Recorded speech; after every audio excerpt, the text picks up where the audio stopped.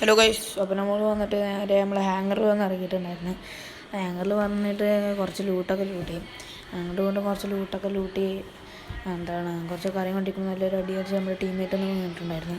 Teammate വീണപ്പോൾ അങ്ങനെ പൊക്കാൻ വേണ്ടി ടോക്കനൊക്കെ കളിച്ച് കഴിയുമ്പോൾ നമ്മുടെ മൂന്നാമത്തെ ഒരു ടീമേറ്റ് നമുക്ക് ടോക്കനൊക്കെ തന്നിട്ടുണ്ടായിരുന്നു 200. പിന്നെ നമ്മൾ ടോക്കൺ തപ്പിക്കൊണ്ടിരിക്കുമ്പോൾ ഇവിടെ ടോക്കണില്ല. അപ്പോൾ നമ്മളങ്ങനെ പിന്നെയും ലൂട്ടി കൊണ്ടിരിക്കാൻ വേണ്ടി ലൂട്ടൊന്നും സെറ്റായില്ല. കയ്യിലൊരു പൈസണം പിന്നെ എക്സമേറ്റേ ഉള്ളൂ. പിന്നെ നമ്മുടെ മറ്റേ ലോക്കൽ ലോഞ്ചർ പോലത്തെ ഒരു സംഭവം ഉണ്ടായിരുന്നു, വായിൽ കിട്ടുന്നതല്ലേ ഗൈസ്. അങ്ങനത്തെ ഒരു സാധനം വെച്ചിട്ട് നമ്മളിങ്ങനെ പോകുന്നത്. അപ്പോഴാണ് 200 കൂടിയും കിട്ടിയത്.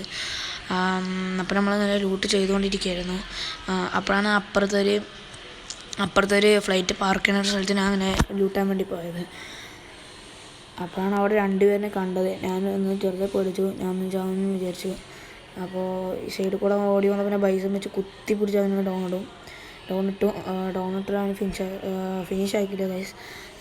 അവിടെ നോക്കുമ്പോൾ അവൻ നല്ല ഓപ്പണായി നിൽക്കുന്നുണ്ട്. അവൻ നല്ലൊരു 101 കിലോമീറ്റർ ഹെഡ്ഷോട്ട് കൊടുത്ത് അവന് ഡൗൺ ആക്കിയിട്ട് കയറി പോകുമ്പോഴത്തേനും അടി കൊണ്ടത് വേറെ ഒരുത്തനായിരുന്നു, പൊക്കാൻ വന്ന ഒരുത്തനായിരുന്നു അടി കൊണ്ടത്.